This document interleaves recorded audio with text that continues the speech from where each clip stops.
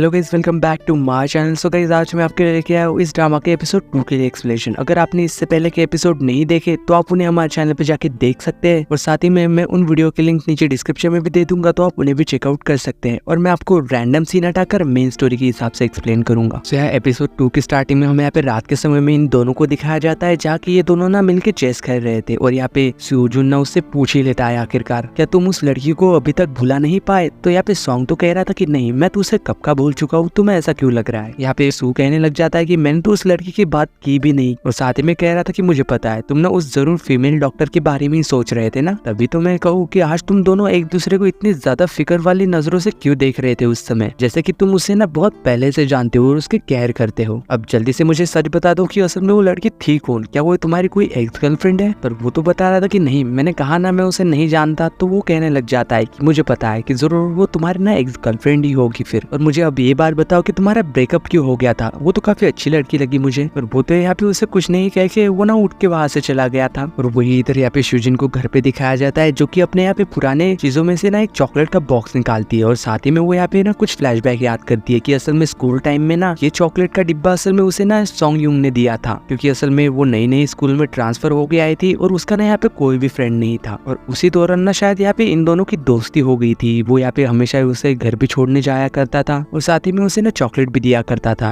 वो यहाँ पे फिर प्रेजेंट में उसकी एक स्कूल यूनिफॉर्म भी देखती है, जिसे देख के ना वो यहाँ पे थोड़ी सी सैड जरूर हो गई थी। वही जब नेक्स्ट डे हमें यहाँ पे सॉन्गयुंग को दिखाया जाता है, जो कि यहाँ पे ना अपने चीफ ऑफिसर के पास आ गया था। यहाँ पे वो ऑफिसर तो यहाँ पे सॉन्गयुंग को काफी ज्यादा डांटने लग गया था। वो उनसे कह रहा था कि तुम ना किसी की एक भी बात नहीं सुनते, और तो और तुम्हारी ना काफी ज्यादा कंप्लेंट आ रही है मुझे, अब बताओ मैं तुम्हारा करूँ क्या? पर यहाँ पे सॉन्गयुंग तो काफी ज्यादा शरारती और चालाक था। वो तो यहाँ पे अपने बॉस को ही असल में उल्लू बनाने लग गया था। वो कह रहा था कि मेरी तो उसमें कोई भी गलती नहीं है, और तो और मैं ना लोगों की जान बचाने के लिए कुछ भी कर सकता हूँ, ये तो आप जानती ही है ना, ये हमारा काम है। पर यहाँ पे ये सब बातें सुन के यहाँ पे उसका इंस्ट्रक्टर यानी कि बॉस तो काफी ज्यादा गुस्सा करने लग गया था उसके ऊपर। लेकिन यहाँ पे एक लड़की जो खड़ी थी ना, जो कि यहाँ पे सॉन्गयुंग की दोस्त थी, वो ना असल में उसे डिफेंड करने लग जाती है। और यहाँ पे चीफ से कह रहे थे कि आप ना इसे एक मौका दे दो, इसे ना माफ कर दो इस बार। यहाँ पे फिर चीफ कह रहे थे कि ठीक है, इसे ना एक सॉरी लेटर लिखना होगा 10,000 शब्दों का, तभी जाके ना मैं तुम्हें इस बात के लिए माफ कर पाऊंगा। तो इस वजह से यहाँ पे सॉन्गयुंग ना चाहते हुए भी वो लेटर लिखने के लिए मान ही गया था। और बाद में जब वो यहाँ से गुस्से में जा रहा था ना, तो यहाँ पे उसके दोस्त ना उसके पास आके कहती है कि कल मैंने ना तुम्हारे बारे में सुना था, तुम तो लोगों की जान बचाने के चक्कर में अपनी सेफ्टी के बारे में क्यों भूल जाते हो? अगर तुम सुरक्षित नहीं रहोगे तो तुम दूसरों को कैसे सुरक्षित कर पाओगे? और यहाँ पे वो तो इन सब बातों को इग्नोर करके उसे थैंक यू कह के वहां से चला गया था। वही इधर हमें यहाँ पे हॉस्पिटल में यहाँ पे सूजिन के कुछ कलीग्स लोगों को दिखाया जाता है, जो कि यहाँ पे ना सूजिन के बारे में ही बात कर रहे थे। वो कह रहे थे कि वो लेडी डॉक्टर ना अभी अभी तो यहाँ पे नई आई है, और इतनी जल्दी यहाँ पे हमारे चीफ ने उसे इतना ज्यादा सपोर्ट करना भी शुरू कर दिया। और तो और शायद हमें ऐसा लग रहा है कि उसे ना आने वाले साइंटिफिक रिसर्च सेंटर में भी ज्वाइन करवा दिया जाएगा। यहाँ पे एक कलीग बता रही थी कि वो ना जरूर किसी कनेक्शन से यहाँ पे आई होगी, और तो और वो काफी ज्यादा अमीर भी दिखाई देती है। तो ये सारी बातें जानने के बाद यहाँ पे सभी लोग तो उससे काफी ज्यादा जेलस हो रहे थे कि आखिर हमें ऐसी लड़की के साथ काम क्यों करना पड़ रहा है, जो कि यहाँ पे अपने खुद के दम से नहीं बल्कि किसी के कनेक्शन से आई है। पर हमें यहाँ पे बाहर असल में सूजिन को दिखाया जाता है, जिसने की सारी बातें सुन ली थी, और वो यहाँ पे गुस्सा या फिर अपसेट थोड़ी सी तो हो गई थी। वो यहाँ पे फिर अंदर जाती है सबके सामने, और यहाँ पे जो उनकी सीनियर मेंबर थी ना, वो यहाँ पे उनसे कहने लग जाती है कि अगर तुम्हें मेरे साथ काम नहीं करना है तो तुम मुझे बता सकते हो। पर यहाँ पे उसकी ऐसी बातें सुन के तो यहाँ पे कोई भी ना इसका जवाब नहीं देता, और वो सब वहां से चले गए थे। फिर वही जब यहाँ पे इन लोगों का काम खत्म हो गया था, सूजिन जब यहाँ पे हॉस्पिटल से बाहर आती है, तो यहाँ पे उसका भाई ना असल में उसका इंतजार कर रहा था, जिसका नाम चैन है। वो यहाँ पे उसके भाई से पूछ रही थी कि क्या तुमने फिर से एक नई गाड़ी खरीद ली? और वो बता रहा था कि अरे नहीं, ये गाड़ी मेरे लिए नहीं, ये गाड़ी ना तुम्हारे लिए है। बताओ क्या तुम्हें ये पसंद आई? अगर ये नहीं भी पसंद आई होगी ना तो कोई बात नहीं, हम ना दूसरी ले आएंगे। और तो और मोम मुझे बता रही थी कि तुम ना अपना ख्याल भी नहीं रखती हो, और तुम घर भी बहुत ज्यादा कम आती हो, इसीलिए ना उन्होंने एक कार तुम्हारे लिए भेजी है। फिर जब वैसे ही करते हुए ये लोग यहाँ से घर जा रहे थे अपनी गाड़ी में, तभी यहाँ पे उन्हें ना सड़क के ऊपर काफी बड़ा जाम दिखाई देता है। यहाँ पे एक ऑफिसर उनके पास आके कहता है कि उस साहब ने ना असल में एक्सीडेंट हो गया है, इसलिए आप ना इस रास्ते से नहीं जा सकते। तो इस वजह से यहाँ पे सूजिन ना उस ऑफिसर के पास जाके कहती है कि मैं एक डॉक्टर हूँ, मैं ना आपकी मदद कर सकती हूँ। तो वो यहाँ पे ऑफिसर ना उसे अंदर जाने देता है, क्योंकि यहाँ पे डॉक्टर ना अभी तक पहुंचे नहीं थे। वो जब यहाँ पे उस एक्सीडेंट के पास जा रहे थे, तो यहाँ पे सूजिन ना असल में सॉन्ग को देखती है, जो कि यहाँ पे पहले से ही मौजूद था और बाकी लोगों की मदद कर रहा था। और उसी वक्त फिर यहाँ पे एम्बुलेंस भी आ गई थी। तो यहाँ पे फिर ना सूजिन का कोई भी काम नहीं पड़ता, इसलिए वो ना फिर यहाँ पे उसे वापस जाना पड़ता है। और यहाँ पे असल में सॉन्गयुंग ने भी ना असल में उसे जाते हुए देख लिया था कि शायद वो यहाँ पे मदद करने आई थी। वही फिर नेक्स्ट डे हमें यहाँ पे फिर से हॉस्पिटल में दिखाया जाता है। यहाँ पे उनका चीफ ना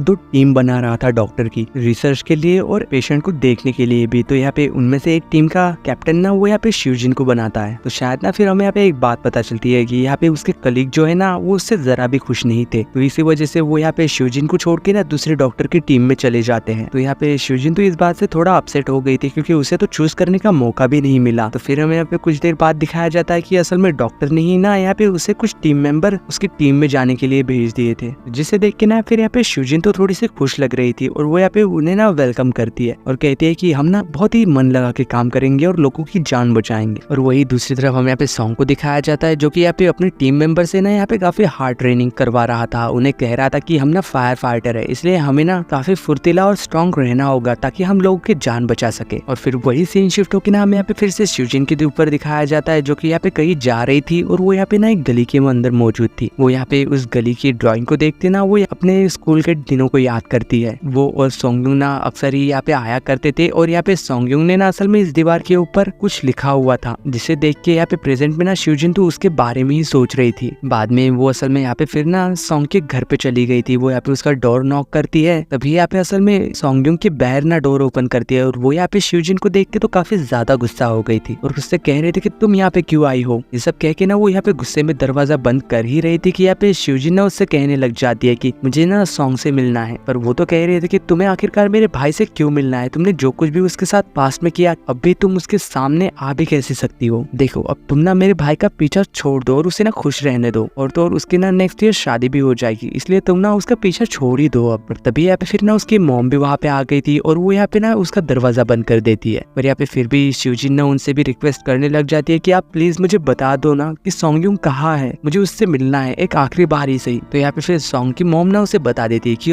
वो ना यहाँ पे नहीं रहता, वो ज्यादातर अपना समय ना उसके फायर स्टेशन में ही बिताता है, इसलिए तुम्हें ना अब यहाँ पे आने की जरूरत नहीं। ये कह के ना वो अपना डोर बंद कर देती है। फिर वो ना यहाँ पे अंदर आके उसके छोटी बेटी से बात कर रही थी और कह रही थी कि मुझे ना उसके लिए काफी ज्यादा बुरा लग रहा है, मुझे ना उसके मुंह पे दरवाजा बंद नहीं करना चाहिए था। तो यहाँ पे उसकी बेटी तो कह रही थी कि आप भूल गई कि उसने मेरे भाई के साथ पास्ट में क्या किया था। तो यहाँ पे फिर ना उसकी मॉम तो कहने लग गई थी पता नहीं ये तो ठीक है, लेकिन वो अचानक से अब्रॉड से वापस क्यों आ गई, और आजकल मुझे सोंगयुंग भी ना काफी ज्यादा अपसेट दिखाई देता है, और तो मैं उसके लिए इतनी समय से ब्लाइंड डेट्स भी अरेंज कर रही हूँ लेकिन वो ना एक भी ब्लाइंड डेट पे नहीं गया आज तक। क्या तुम्हें नहीं लगता कि सॉन्ग अब भी शायद शिवजिन यानी कि उसी लड़की को पसंद करता होगा। वही जब नेक्स्ट डे हम यहाँ पे इसे फिर से हॉस्पिटल में दिखाया जाता है जो कि अपना काम कर रही थी, तभी यहाँ पे एक कपल ना वहाँ आ जाते हैं। यहाँ पे वो हस्बैंड अपनी वाइफ का हाथ उसे दिखा रहा था जो कि काफी ज्यादा जल चुका था। तो यहाँ पे शिवजिन तो कह रहे थे कि अरे नहीं कोई बात नहीं, ये ज्यादा नहीं जला है, मैं आपको मेडिसिन लिख के दे रही हूँ, आपने इसे खा लेना और इस क्रीम को अप्लाई कर लेना। और उसी वक्त ना फिर यहाँ पे असल में सॉन्ग के दोस्त यानी कि वही फायर फाइटर वहाँ आ गए थे जिन्हें की यहाँ पे चोट लगी हुई थी। तो इसी वजह से यहाँ पे शिवजिन ना असल में उस फायर फाइटर को ट्रीटमेंट के लिए लेके जा रही थी। तो यहाँ पे उस लेडी का हस्बैंड ना असल में यहाँ पे शिवजिन को पकड़ लेता है, उसके ऊपर गुस्सा होकर उससे कह रहा था कि पहले हम आए थे इसलिए हमारा ट्रीटमेंट करो। पर तभी यहाँ पे ना असल में सॉन्ग वहाँ आ गया था और वो यहाँ पे ना फिर उस आदमी को सबक सिखा देता है और कह रहा था कि तुम्हें ना फीमेल डॉक्टर को इस तरह से ट्रीट नहीं करना चाहिए। और वो यहाँ पे फिर ना शिवजिन से कहने लग गया था कि क्या आप तुम मुझे ऐसे ही घूरते रहोगी या फिर उसका इलाज भी करोगी। शिवजिन ना फिर यहाँ पे उस फायर फाइटर को अपने साथ ले जाके ना उसका इलाज कर रही थी। और फिर जब वो यहाँ पे बाहर आके सॉन्ग को ढूंढने लग गई थी तो यहाँ पे उसके दोस्त उसे बता रहे थे कि वो ना यहाँ से चला गया है, इसी वजह से वो यहाँ पे भागते हुए बाहर आके ना उसे रोकने की कोशिश कर रही थी। पर हमें यहाँ पे पता चलता है कि सॉन्ग तो उससे नहीं मिलना चाहता था, इसी वजह से वो यहाँ पे उसे ना अवॉइड करके जा रहा था। पर अब फिर भी ना उसे जबरदस्ती यहाँ शिवजिन का सामना करना ही होगा। यहाँ पे शिवजिन उससे पूछ रही थी कि तुम कैसे हो, वो उसे बता रहा था कि मैं तो ठीक ही हूँ, तुम कैसी हो। तो यहाँ वो बता रही थी कि मैं ना बिल्कुल भी ठीक नहीं थी, वैसे भी क्या तुम मेरे साथ एक कॉफी के लिए चल सकते हो, अगर फ्री हो तो मुझे तुमसे ना एक अर्जेंट बात करनी है। पर सोंगयुंग उसे ना असल में मना कर देता है और उससे कह रहा था कि मुझे माफ कर देना, वैसे भी मेरे लिए ना काफी लड़कियों की लाइन लगी है, अगर तुम्हें मेरे साथ कॉफी पीना है ना तो तुम्हें ना काफी ज्यादा वेट करना पड़ेगा, और शायद ना जब तुम्हारा नंबर आएगा तो मैं तुम्हें कॉल करके बता दूंगा। वो यहाँ पे उसे ये सब कह के ना वहाँ से जाने लगता है। पर यहाँ वो डॉक्टर तो उसे देखती ही रह गई थी। वो जब वो घर आ चुका था ना तो वो यहाँ पे फिर से उसी लाइटर को देख के ना अपने कुछ पास्ट की बातें याद कर रहा था कि असल में शिवजिन के ही कहने पर ना असल में इसने स्मोकिंग छोड़ी थी, और यहाँ पे ये लाइटर ना असल में उसने ना शिवजिन ने ही दिया था। और इसी सीन के साथ इस ड्रामा के एपिसोड 2 की एंडिंग होती है। अगर वीडियो अच्छी लगी हो तो लाइक शेयर सब्सक्राइब जरूर करना। मिलते हैं नेक्स्ट वीडियो में, तब तक के लिए बाय।